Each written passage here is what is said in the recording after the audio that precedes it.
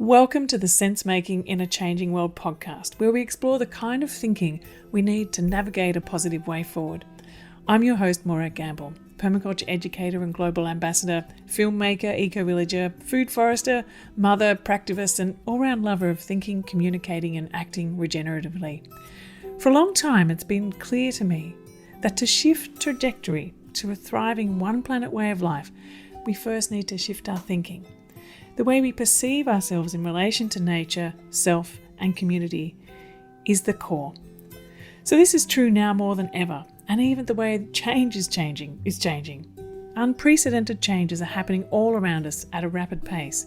So how do we make sense of this? To know which way to turn, to know what action to focus on, so our efforts are worthwhile and nourishing and are working towards resilience, regeneration, and reconnection.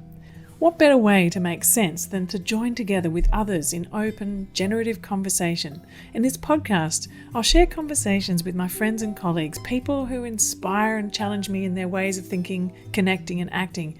These wonderful people are thinkers, doers, activists, scholars, writers, leaders, farmers, educators, people whose work informs permaculture and spark the imagination of what a post-COVID, climate-resilient, socially just future could look like. Their ideas and projects help us to make sense in this changing world, to compost and digest the ideas, and to nurture the fertile ground for new ideas, connections, and actions. Together, we'll open up conversations in the world of permaculture design, regenerative thinking, community action, earth repair, eco-literacy, and much more. I can't wait to share these conversations with you. Over the last 3 decades of personally making sense of the multiple crises we face, I always return to the practical and positive world of permaculture, with its ethics of earth care, people care, and fair share. I've seen firsthand how adaptable and responsive it can be in all contexts, from urban to rural, from refugee camps to suburbs. It helps people make sense of what's happening around them and to learn accessible design tools to shape their habitat positively and to contribute to cultural and ecological regeneration. This is why I've created the Permaculture Educators Program, to help thousands of people to become permaculture teachers everywhere through an interactive online dual certificate of permaculture design and teaching. We sponsor global perma-youth programs, women's self-help groups in the Global South, and teens in refugee camps. So anyway, this podcast is sponsored by the Permaculture Education Institute and our Permaculture Educators Program. If you'd like to find more about permaculture, I've created a 4-part permaculture video series to explain what permaculture is and also how you can make it your livelihood as well as your way of life. We'd love to invite you to join our wonderfully inspiring, friendly and supportive global learning community. So I welcome you to share each of these conversations, and I'd also like to suggest you create a local conversation circle to explore the ideas shared in each show and discuss together how this makes sense in your local community and environment. I'd like to acknowledge the traditional custodians of the land on which I meet and speak with you today, the Gubbi Gubbi people, and pay my respects to their elders past, present and emerging. Today in Sense Making in a Changing World, I'm thrilled to welcome Rosemary Morrow, the teacher of permaculture teachers around the world, a highly respected elder and author of the permaculture classics, Earth User's Guide to Permaculture and the accompanying Teacher's Guide, as well as Permaculture Teaching Matters. Rosemary does what you could call permaculture service work, offering permaculture education in some of the most challenging regions of the world, because it's here that she feels it's needed most. She's worked in places such as Cambodia, Timor, Kashmir, Uganda, Afghanistan, the Middle East. She only goes too by invitation.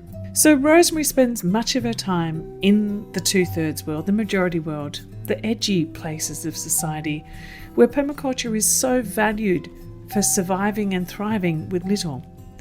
Rowe was awarded the 2017 Advancing Global Australia Agriculture Award. In our conversation, Rowe and I explore permaculture education. She sees its potential is profound and its application universal. Now more than ever, she says, we need to be teaching permaculture everywhere. And she encourages us to explore how to keep our permaculture thinking alive as we face the ever-changing world with cascading disasters like fire, COVID, climate change, economic collapse. I really hope that you enjoy this conversation, this wide-ranging conversation with Rosemary Morrow as much as I did. Thanks for joining me today, Ro. It's an absolute pleasure to have you on this show. So for those of you who haven't heard about Ro's work before, Ro is an author.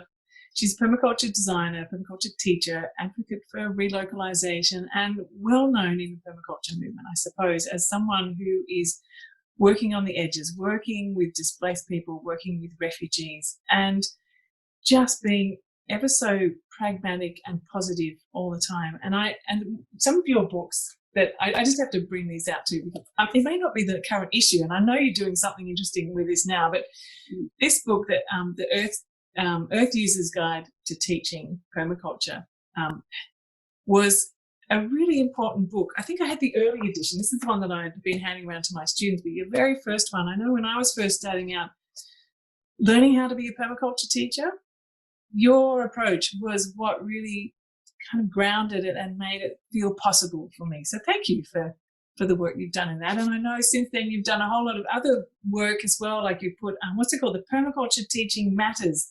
There's a really clear guide about how to teach permaculture. It's available online for free that people can download. So do you know what the website is for that offhand, or I can definitely put it down below in the show notes anyway? It is the Blue Mountains Permaculture Institute.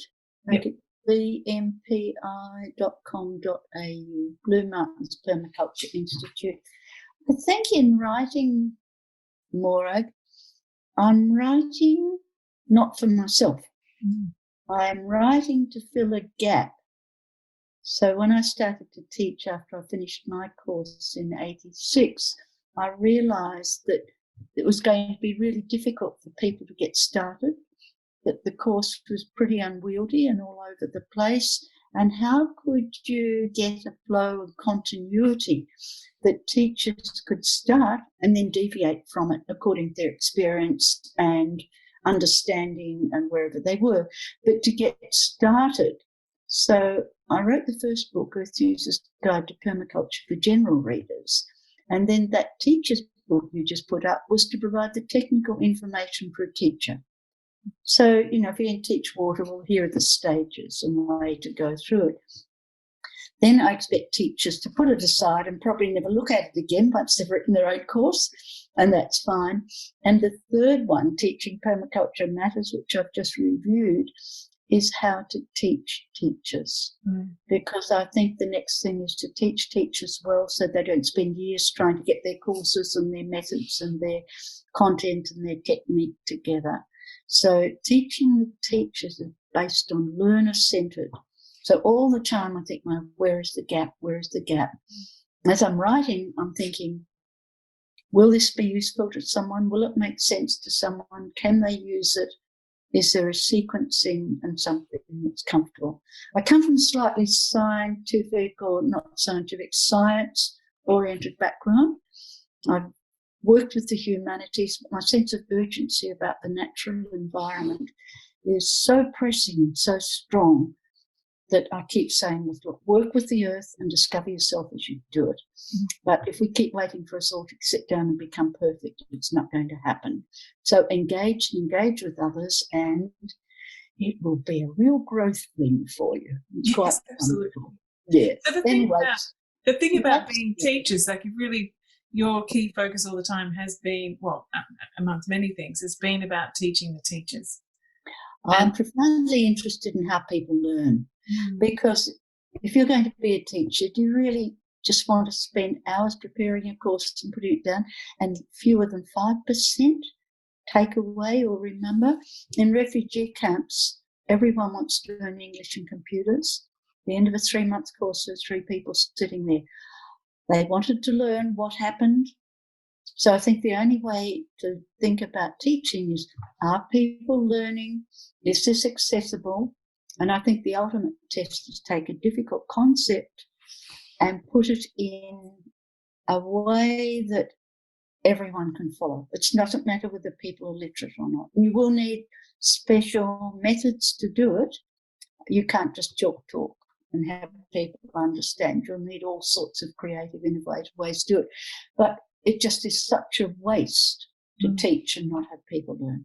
So can we take a step back then a little bit and say, so what is that actually drew you to permaculture in the first instance, and why is it that you've thrown, so much energy in your life to teaching people permaculture and how to teach permaculture? What is it about the permaculture itself that you find so useful and practical, and particularly in those communities that you've just been talking about?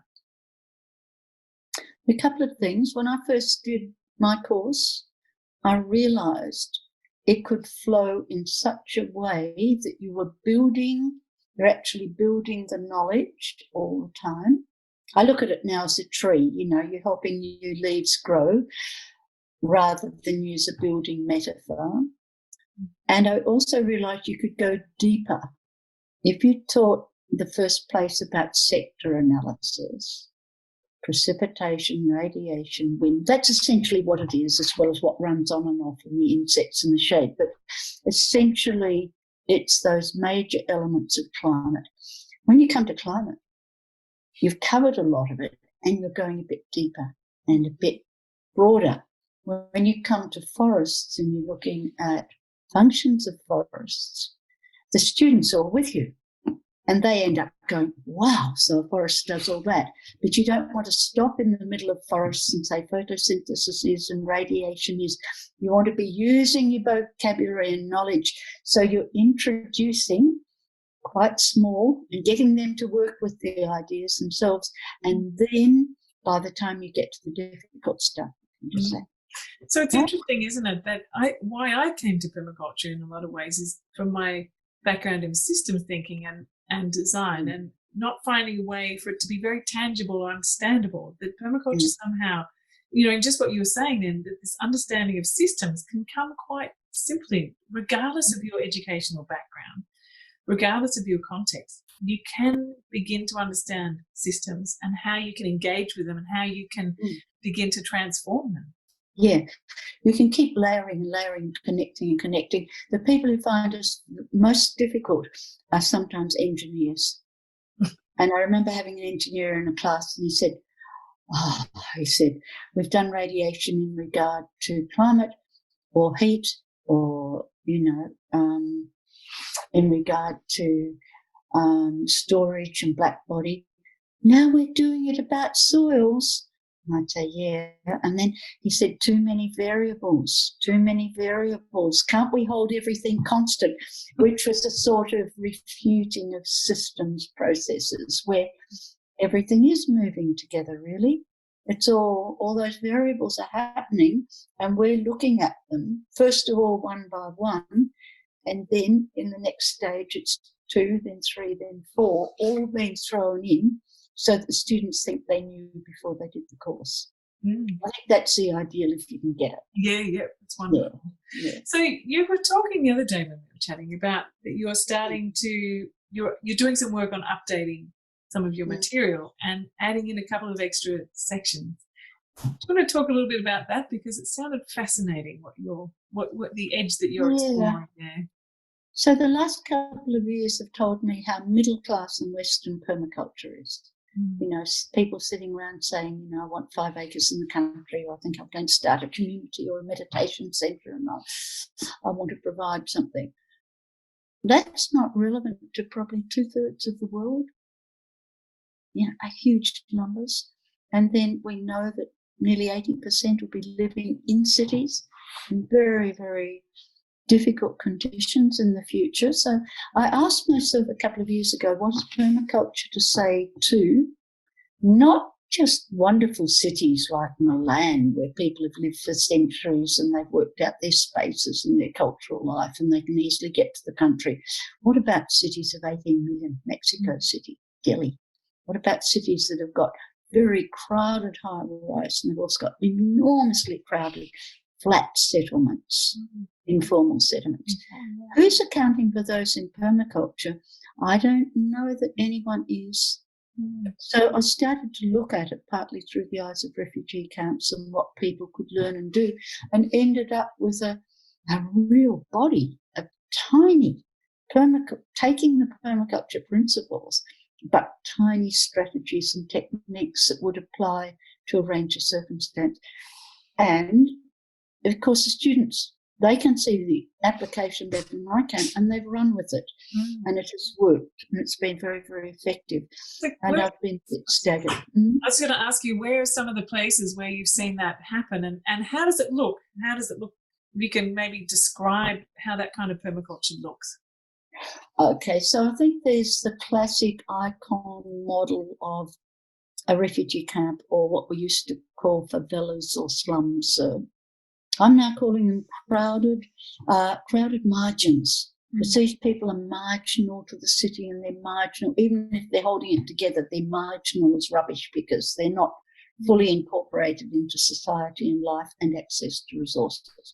The crowded margins, and that relates to our principal work on the margins. And because I didn't want to use words like slum, favela, all that stuff. So develop my own vocabulary. What word do you use for, just while we're on that language, global south, global north, third world, first world, majority world, minority world? What's west, east, what do you use? Well, I try to refer to countries and places by name. And when I'm referring to the rich and elite West, I call them the rich. The rich, they're the rich. So they're rich if they've got some money in the bank, and they're rich if they've got 3 meals a day, and they're rich if they've got secure accommodation. And in the future, they'll be rich if they've got a job. But anyway, I'm tending to do that. But there is a problem because some cities can contain both very easily, such as we realised with Singapore. Singapore's got its own slums of its migrant workers hidden away, and I found them once. I went fossicking in the back of Singapore and found these dreadful buildings with wide-in verandas and broken drug stuff, all behind the facade of Orchard Road or whatever it is. So every city has sort of got that as well. So the rich, I'm really talking about those with security options. Right? I think to have choices makes you rich. Extreme poverty, prisoners have no choices. That's a nice definition, I think of, but that's a working one. So what I've found, several things. It's partly how you set up the design work.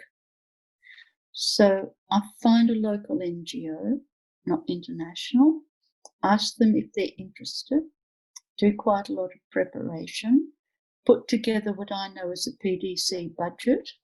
And I'll only teach a PDC because these people might never get another chance in their life to do a PDC. No. If I don't do an intro here, they can all come back next week and do the full course. It's not.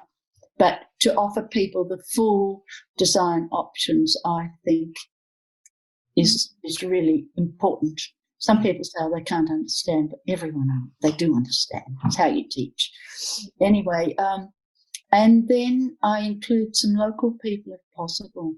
2/3 of a class has to be refugees or internally displaced people.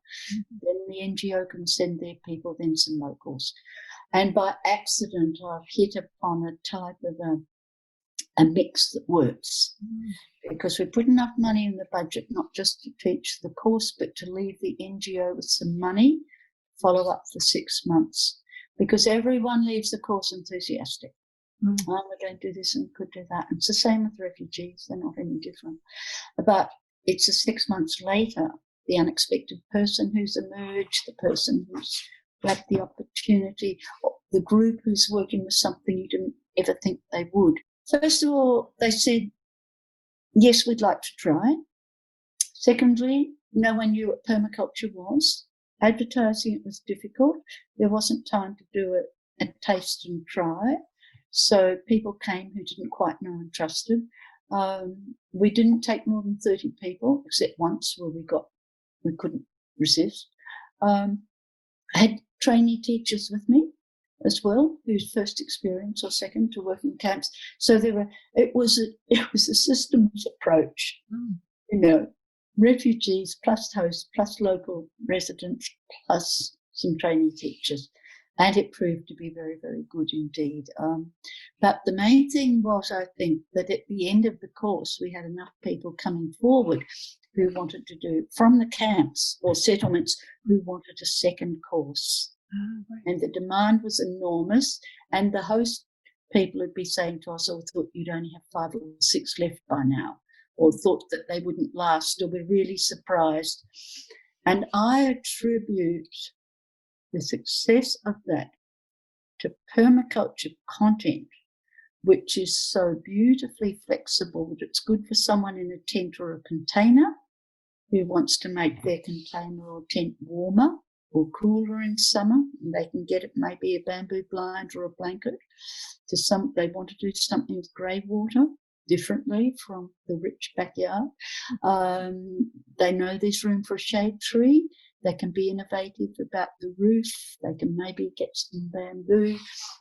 All this opens the possibilities of where they are just as much as it does to somewhere in France, America, or New Zealand.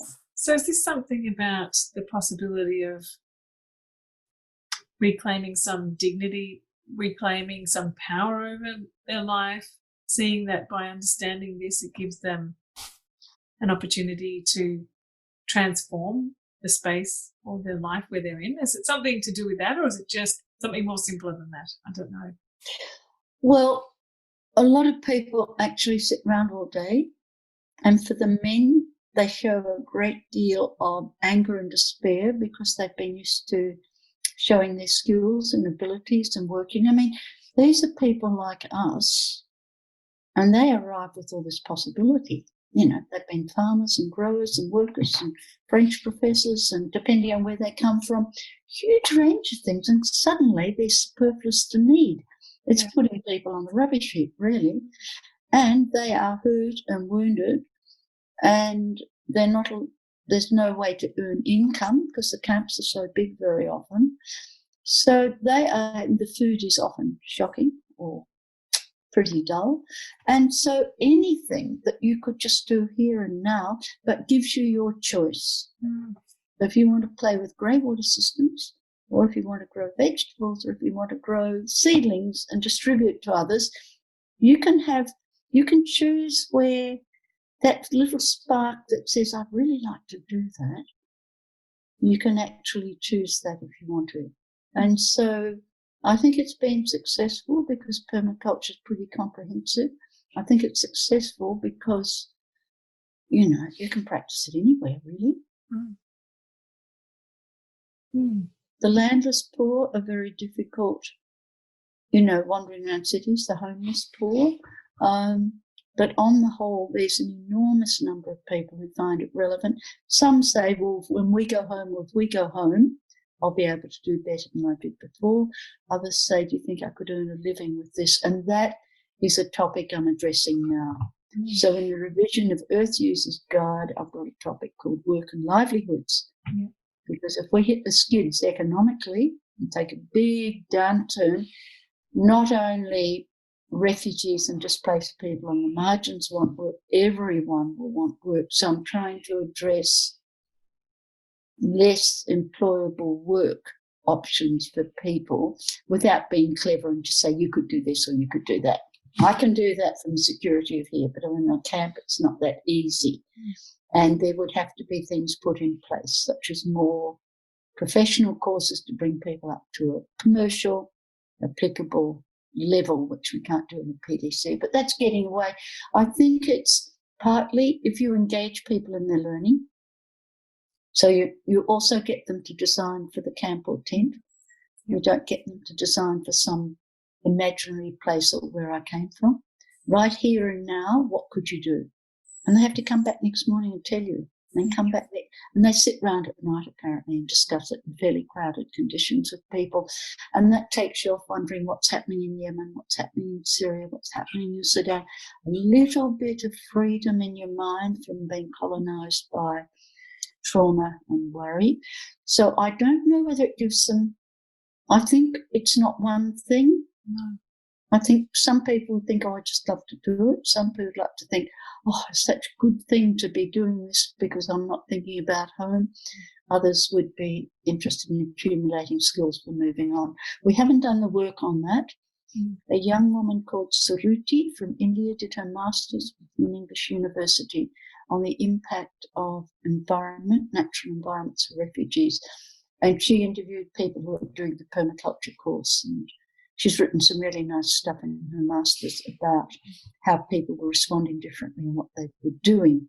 Having something to do is nice. I mean, COVID has given a lot of people who couldn't get out of that 80-story building and weren't allowed out the sense of what it might be like to be a refugee.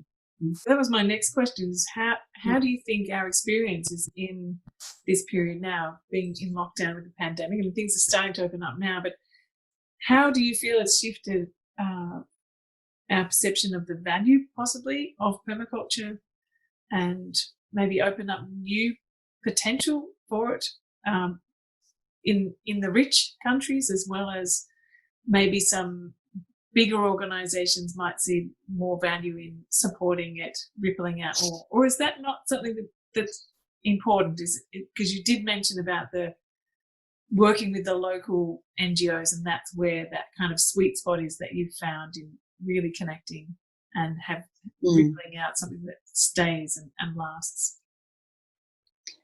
I think from the Australian, New Zealand point of view of COVID-19, because it's not the same in London or America, and countries where it's just starting to get first or second wave and is terrifying, actually.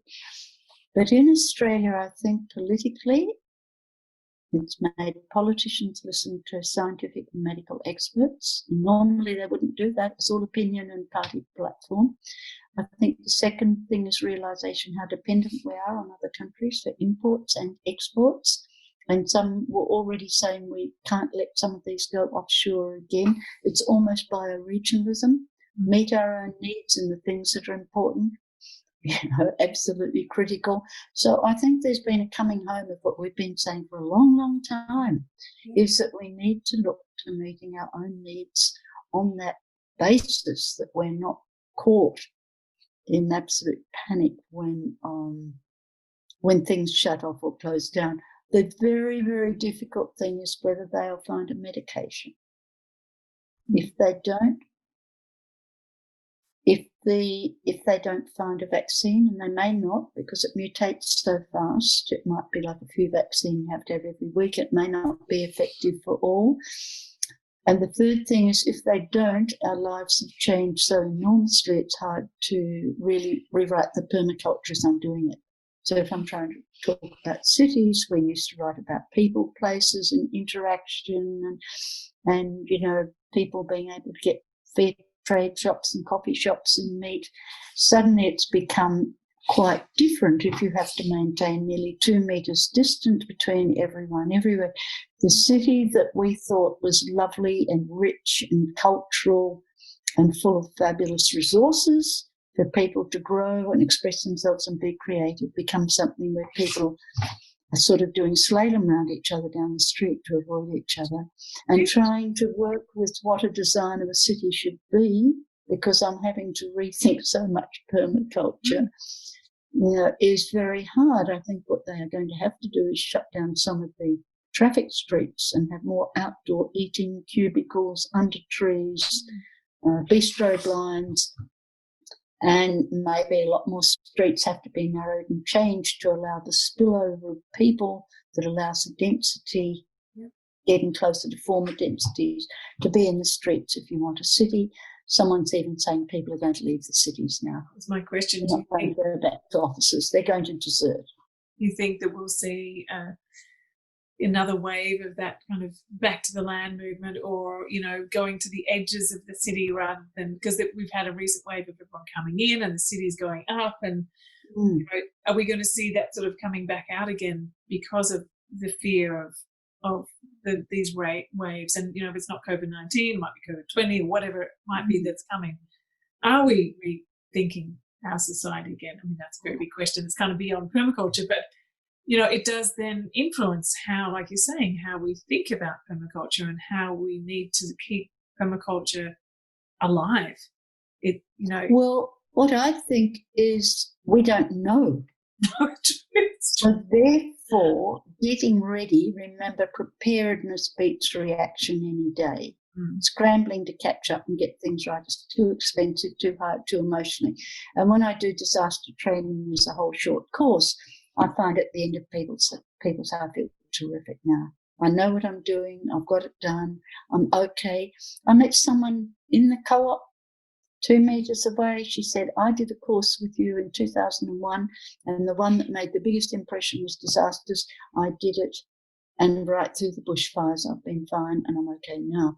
So I think if you want a secure, trusting population, permaculture almost becomes obligatory in terms of whatever the disaster, or more likely cascading disasters, multiple. It wouldn't just be flood followed by famine or disease. It's likely to be fire plus COVID plus economic breakdown, those three. And it seems to me that really forward-thinking planners and governments should be advising people now how to start preparing for conditions which may be 2 or 3 at the same time. And I can't think of anything other than permaculture. I'm not a permaculture believer in the sense that permaculture's got the answer to every question.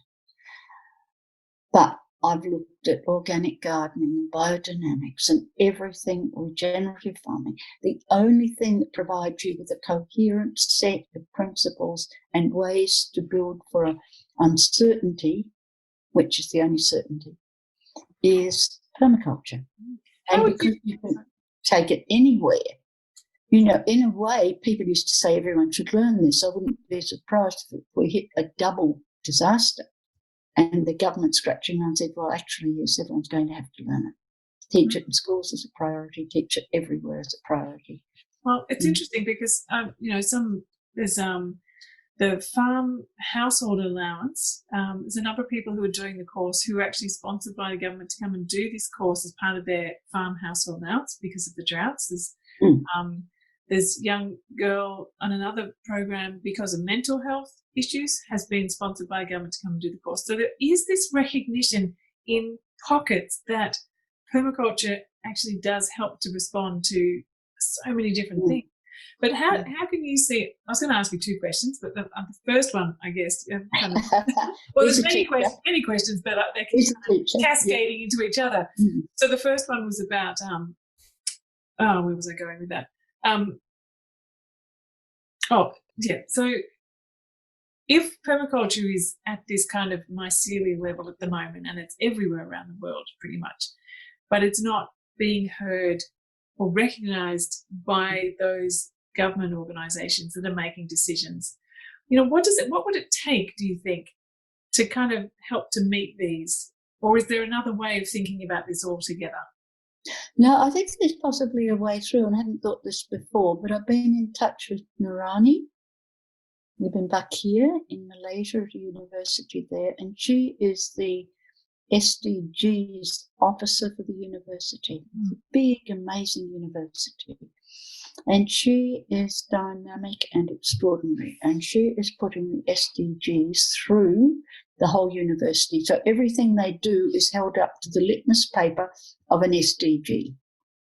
However, when you sit down and compare the 17 SDGs with permaculture principles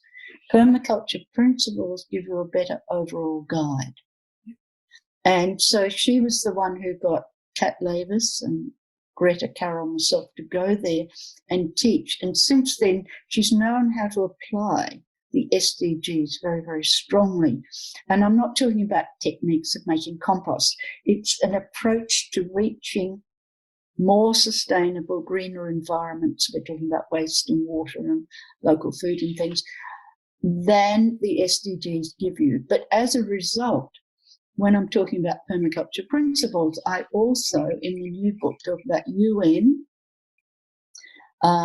Is it UN? No, it's just the UN SDGs, Sustainable Development Goals, together with the principles, because in many cases they have got some nice extensions to those SDGs. So I see us as if we could get married.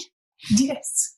permaculture and the SDGs would have a wonderful future and relationship because they provide the balance and carry on that neither one quite does enough. Now, SDGs are being picked up by companies, by governments, by universities. They have SDG offices. Now, when they put that together with permaculture, they're nearly unstoppable. Yeah. So the permaculture's gone right through this university now, in the grounds and in a buying policy. We will buy organic, we'll buy green, we'll produce this, we'll buy local. It's sort of the SDGs, they're just, they're love and marriage, they're trees and water. And I'm so glad you mentioned that. These little boxes here are my... I went and did some training with the Gaia education on SDGs, multiplying the SDGs. And so we have kits of these cards, and there's a whole lot of really interactive processes that we use with that. But why I mentioned it was because May East, who is one of the actual authors of the SDGs, is leading Gaia education. And we were talking with her, and she was saying that, the SDGs are kind of the framework that connects, but permaculture is the way to make them all happen. And she said that last year to me, and it just hit home. And I'm glad you reminded me, because it's, there's so much going on in our lives, to keep those. That is really the avenue, isn't it? Because SDGs have gone right through from the very top, right through to African villages. People know these and understand them and are talking about them. So that marriage, I think, is absolutely essential. I'm kind of like getting all tingles thinking about the potential that we actually do by communicating that. I don't know how to do it, but I know that when they're there, it's just unstoppable. So, I think they do talk about energy, but then permaculture will say catch and store, and in your class, whether it's a temperate area or a desert or hot, wet rainforest, you can just say to people, what's the best way for you to catch and store energy? They'll give you their own processes and ways of doing it. And some will be glass and some will be trees and some will be stone. They can do all that once you say, translate that SDG into catch and store. Yeah. Yeah. At that point, they're able to do it. So permaculture, to, create no waste. Very good. How can you do that? What are the ways? And all you need to do is fill in with anything new or special that works for people, I think. I think I wish we could get it together. Maybe Narani's work's exceptional. It'd be interesting if she was able to write her paper and feedback to UN, because we want people who are doing it to be able to say, not just us saying we think you should, unless we've actually put them together. Well, May East and I were planning on writing a paper together about SDGs and permaculture, but it sounds like we need to have a bit bigger team and draw in. Is it Narani, did you say? Narani Abu Bakir, and she's Malaysian, and I can follow up later. That would be wonderful. But she may be with us on Tuesday night if she can. She's pretty busy, she's dynamic, but quite wonderful. So she's got refugees employed in the permaculture and the SDGs. She chose those that had immense gifts, young, 16, 17, who just pushy-eyed, we can do this, let's go. Great. So refugees got jobs from it. So not everyone, but enough. Yeah. And they are now writing materials and teaching in the languages of the Chin and forget which other groups, language groups that have been pushed out of Myanmar to the east. So fantastic. Rohingya went to the west, and these other groups are in the east. Anyway, but I think actually COVID is really, really challenging. And the other thing that's challenging, if you're wanting to write permaculture again or develop materials, that the averages that we were using in terms of climate and wind and predictability, the only thing that probably hasn't changed is day length. But, evaporation and pressure and reliability of winds, reliability of water, whether you get torrential downpours, all this is changing so fast. I think we have to pick up that word opportunistic And we have to train people to be much, much better observers so they can be opportunistic about their own environment. They have to watch the sky, not the Weather Bureau, and look and see if they're going to get the rain, and have to have the seedlings ready or the trees ready or materials or whatever they need to do. That opportunism about implementing permaculture practices has to be one of the perhaps newer ideas that we need against global warming and climate disruption, because I've been looking at some figures and I thought, gosh, 10 years ago, I would have built water harvesting on those figures in Western Australia. Today, the rainfall is half over the last 10, 15 years. So if I got the wrong figures, and will they change again in the future, and to what? So I think that really keeping that clear in mind too, that it's not permaculture, your design is not a fixed thing either, is it? You don't just design once. It's that constant observation and interaction and refinement, and it's sort of that iterative process that you are, as a designer, it's not designing a thing or a map, it's designing a constant approach to being in relationship with the land and the community and the whole system. And I think that's where it really kind of sits me, is it helps us to become more in relationship and to set on a path of enriching those consistently. And that's kind of where I feel like, because it is in a way, when you enter into the world of permaculture thinking, it flips how you see yourself in relation to others and to the land and to even to yourself. And once you've seen that, you can't unsee it. I think this kind of we're no longer people who design landscapes and put them in. We're people who observe and respond with our knowledge of how to design. So therefore, something might have to come out or something else has to go. And we have to be, what's that terrible word? It's going to be a real word like incredible. I think agile, flexible enough, sure enough of our observation decisions to be able to make those changes in time, not when it's too late. So what would you say to young people who are in the world now thinking, gosh, what's happening with my future? What's happening with the future of the world? What would you recommend for them how to, maybe getting involved in permaculture, but how would they enter into this space, do you think? I'd say never accept a limited future. So instead of saying, I can't do that and I can't do that, say there's another way to do it. I haven't thought of it yet. There's a way around it. So it's really about seeing possibilities. So just don't accept a limited future, even if we end up with a whole series of cascading disasters. Our future is actually broader in what we can do and apply it than it was when it's all predictable. Which is actually more constrained. It's like having a regular climate, which provides you with a narrow palette compared with uncertainty, which gives you a wider palette of planting and species, all responsive. I would say get ready for changing futures, be flexible, equip yourself with the sorts of information that's, pretty reliable and good. You probably can't go past permaculture. And throw yourself into the future.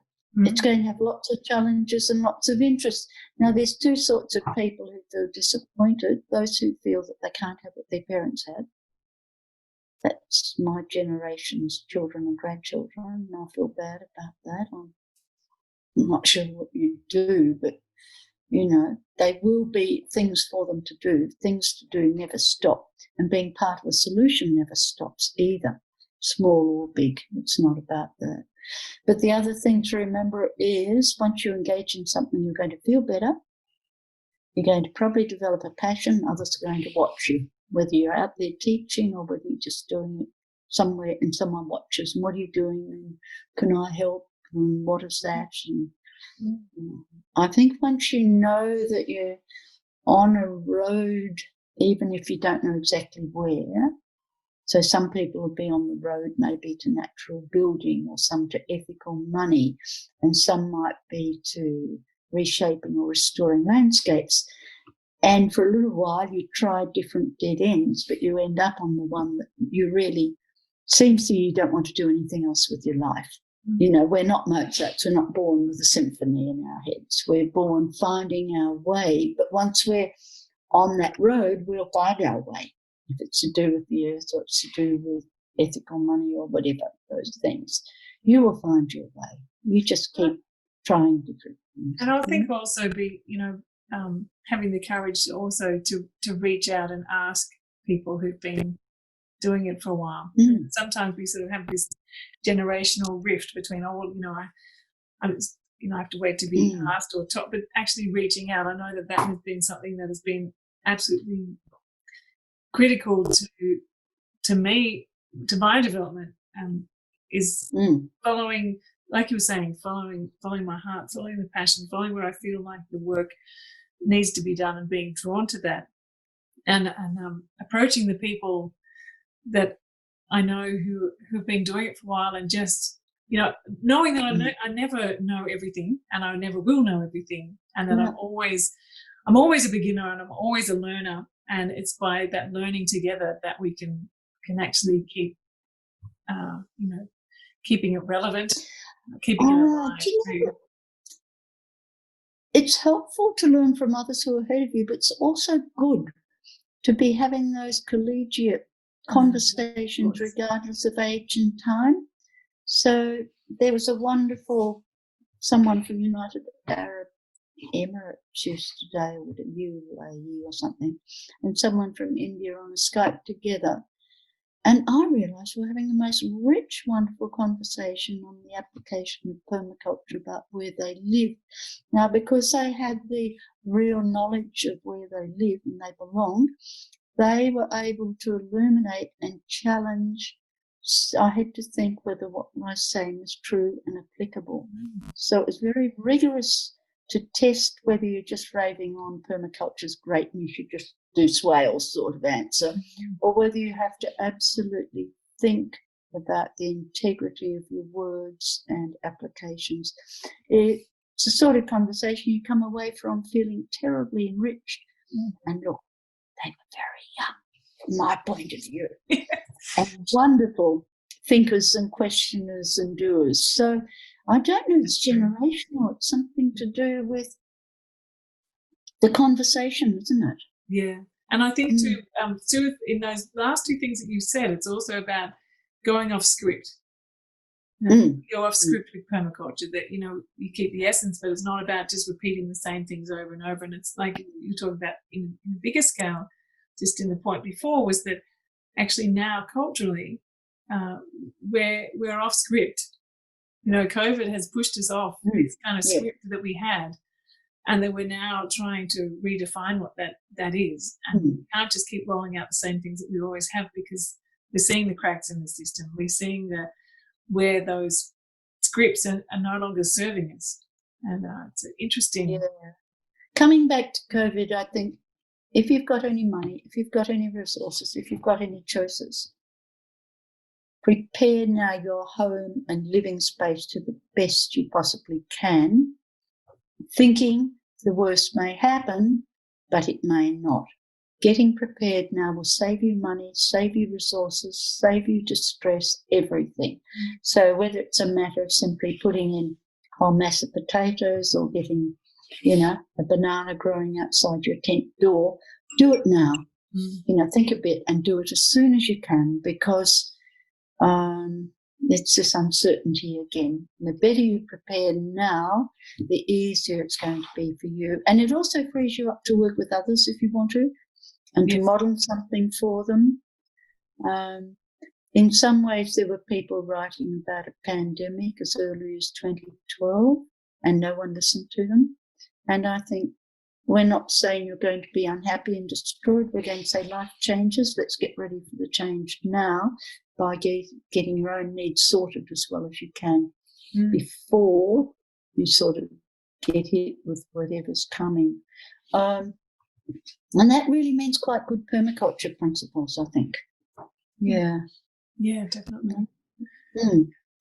Yeah, there's big changes afoot, and I think, the more that those of us, I suppose, who are able to share it, to be able to keep on rippling it out. But I guess the thing that's challenging right now is that, for example, the work that you've been doing in the world, directly face to face with groups of 30 here, groups of 30 here, groups of 30 here, and that rippling out, that's changed. So I wonder how the kind of work that you're doing will be able to continue in the near future without being able to be there. How can you do what you do and not be there? I don't think I'll be doing the same thing. I think it'll change. So where I was starting PDCs to make sure a local NGO and some people knew about them, in addition to refugees, the next step that we weren't able to do was to train refugees to be PDC teachers. And by train them, I mean give them the skills so they didn't have to spend 10 years learning it the hard way themselves. It might be fun and interesting, but, it shortcuts that learning, which is really what about courses do for us, isn't it? We don't have what are some of the easiest, well, not easiest shortcuts, what do you think are some of the most important shortcuts that we can take as many people as possible on this journey to be permaculture teachers everywhere around the world? Well, I'm thinking at the moment, if we're in touch with any NGOs, let's train those NGOs to be permaculture teachers. They speak the local languages. They've probably got English, so you might be able to work directly. Or if you've got another language, maybe you've got French or Arabic or something, then you can use that. And I think we've nearly got enough methods now to teach a course well online. So people would have to go home that evening after a course and teach someone something tomorrow morning before they come back to the online course. And they'd have to choose a topic and say why they chose it. And they'd have to add their materials to it and say why it was valuable. I think it would be a little bit rough at first, but I think we'd probably be able to emerge, and that teaching teachers becomes important. But the same token, there are going to be huge food shortages. So somehow we need to be talking to people who have got entry into camps to say, come on, get people growing seed. Not only their own food, we must have the seed growers for that place and situation. And let's get you some money to pay those farmers to grow seed that can have a small business, distribute seed or seedlings,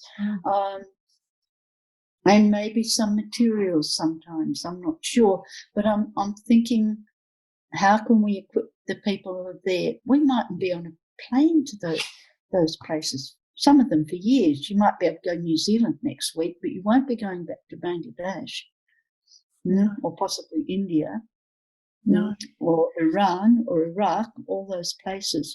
So, how can we work with the people with whom we've made contact with? And very often we've been working with them in English.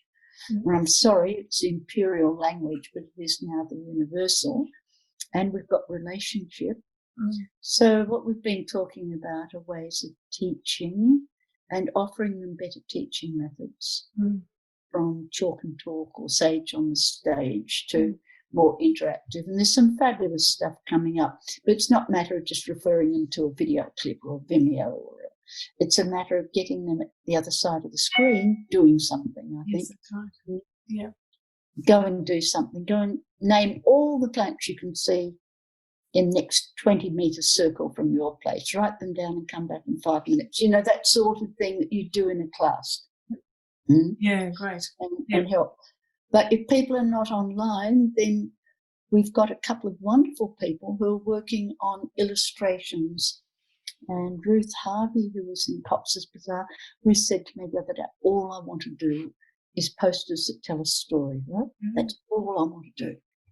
And they wouldn't have language, they would just be the food web, or they would be Succession, or they would be lovely artists. She can't wait. She's setting up a space to do that for this sort of situation.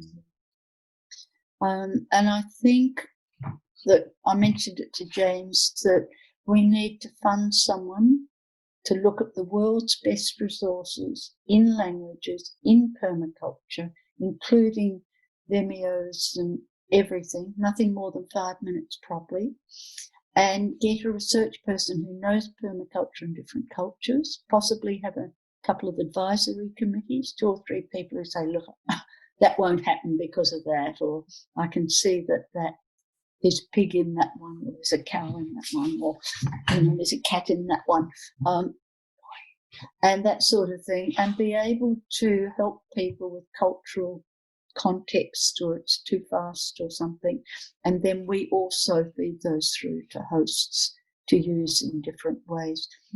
So different, I haven't thought it through, but I have tried looking at my materials, as you know, and sending them to you. I'll try again. And but what I have found, that what I've mainly got is from course materials, PDCs, but I haven't got it. They're only word lists, really, in Arabic and in Rohingya and in these languages, Dari and Farsi. And what we need is someone to do a search. 6 or 8 months we fund them. They're terrific. They love it. They're finding the right stuff.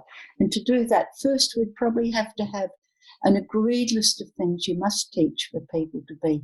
They must know about water. They must know about soil, whether it's a pot or whether it's on their roof or whether it's in their garden. They must know about water capture and cleaning and storage. They must know about trees and permanence. They must know. So, we could easily get a must-know list, which is different from should and ought to know or could know, and then someone could fit the research to those musts. And then we could draw on them. So there might be something in French and something here and something that each of us who's working in this area or other organisations could go through. Almost online encyclopedia, but not too big. You don't want everything listed. It has to be selective. Yeah. It has to have people from different nationalities. It has to have certain types of clothes. It has to, those things as well. What's your response to that? Well, it's a huge project, what you've just articulated, I think, but it can start really simply. Like, also, as you said, just with that must know. And it feels like if there's a possibility to have just that ever so simple skeleton of the system, then each time it goes to a different place. I'm thinking, for example, of the group that I'm working with at the moment in the refugee camp in Uganda. So with the Perma-Youth group, that by providing some kind of overall structure of must know, and then through conversation, that we can inhabit that skeleton with the key things that they need to know there, and then that kind of can be then spread out somewhere else, and it can get re-inhabited. So it still feels a little bit slow and incremental, but I think that generative approach is where it's going to become locally relevant. So just the absolute structure, because if we start to create too much, well, then I sort of sometimes feel like if a group, another group started to ask for it, and I gave them this great big compendium of information, they'll just go, I don't even know where to start with that. So it's a very clear step by step, and that goes against a lot of what I sort of think about too.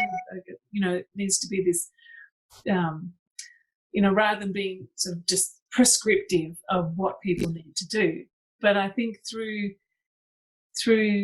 the decades of focusing on this, there is the capacity to go, okay, well, this is the essence, this is what we need to do, and then wrapped around that, we can make local sense of that. And that's going to change as well. And that will continue to change as well. Yeah. I start my permaculture teacher training with all the students in groups together that they're going to stay in, drawing a picture of their permaculture graduate coming out of their course and what do they know. So they end up with a certain number of competencies that they listed right at the beginning, and then we start talking about how to teach them. There's different topics, different methods, different styles, and teacher behaviour and everything. But the thing is, they have in their minds that a graduate should have these things to be reasonably competent in. And overall, I would say they need to look at a landscape, understand where it is in terms of damage and repair, and be able to restore, regenerate, renew, whatever the word is, to make it more abundant, hold water, build soils, biodiversity. That would be for me, the overall thing. And then how to get there would be that person leaving your course. Now, obviously, they don't all leave the course like that, and I only use the drawings as a means for them to concrete what they know and what they'd like to do and a feeling of it, not as an end in themselves to be able to design. It's much more about, that's there and that's not what I thought, and I'll go back and look and check, and it's making it real, but it's not in itself an absolute thing. So if I were working with people who want to be teachers, I wouldn't ask them to do 12 designs. I'd ask them to go and apprentice themselves to someone and go and work with 3 or 4 courses and then come back and say what you learned. And then I'd learned something, much more focused to what the outcomes are. Anyway. All right, I think we probably need to wrap up because both of us need to be on another meeting very soon, and we need a cup of tea between this. But just for the very last thing, I know you've probably been asked this a million times, but how would you define permaculture? Okay. What I think is that permaculture is definitely a design system, but it's an analytic and a design system. So when you're observing, you're noting that tree's blocking the sun, and you're noticing that has got a very heavy crop, and you're noticing the slope. So a lot of noticing going on. So I see it. Oh, look, I have thought of some good definitions at times, but I've forgotten the one I use. It's not an approach either, because you actually have a number of things you've learnt in permaculture you bring to be able to be part of restoration of earth. So I guess it's to do with working with the social and the prosperity and the environment to achieve positive outcomes through a series of skills and knowledge that you build for the rest of your life. That's a bit vague. I used to say it's applied science. I still think it is. But I've grown away from that. I find it, because it's so big, to start a course and someone says, what's permaculture? I don't do that. I put a circle on the board, write permaculture. Everyone has to get a pen and say what they think it is, and then I circle the things that it is. I ask them to link them, and I say that's also our syllabus for the course. So they'll say a garden, water, soil, or something. So I don't do, and then I say, now you write your definition from that, and then read it out, and everyone's is slightly different. So I don't have anything. I have prepared them for big talks and things with businesses or people or unis or something. But at the moment, I really like people understanding the scope of it more. I think that's a really important thing that, I love actually that you've got no pre-prepared script snap to come out, because the thing is that it does, again, it's the definition or the description of it is always different depending on where you are, who you're working with, what the landscape is. If I've tried to pull out the sort of an essential definition to describe, I say something very simple, like it's designed for one planet living, something like that. But then you can take off in any different angle. Like if I have to say like a 3-second description of it, that, it is about, and then you can go into the regeneration, and that, it's about social justice, and you can describe it in so many different ways from that. So that's kind of the simplest essence that I've been able to I think it's so important it can be applied globally. I think that's critical. I think that it comes from ethics and principles, absolutely fundamental to understanding, and that it equips people to be part of things like reversing global warming and land destruction. Sorry to throw that one in at you at the end. But it's cup of tea time, Morag. It is cup of tea time, right? Is it? Thank you so much for spending this time and exploring all of these, and we'll see you again soon. Yeah, okay. Thank you Thanks, very much. Rosemary. Lovely to have the conversation. Well, these are conversations, aren't they? Yeah. Yeah, permaculture conversations. Lovely. Thanks, Morag. It's great to meet you. Enjoy it thoroughly. Bye. So thanks for tuning in to the Sense Making in a Changing World podcast today. It's been a real pleasure to have your company. I invite you to subscribe and receive notification of each new weekly episode with more wonderful stories, ideas, inspiration, and common sense for living and working regeneratively. And call positive permaculture thinking and design into action in this changing world. I'm including a transcript below and a link also to my 4-part permaculture series, really looking at what is permaculture and how to make it your livelihood too. So join me again in the next episode where we talk with another fascinating guest. I look forward to seeing you there.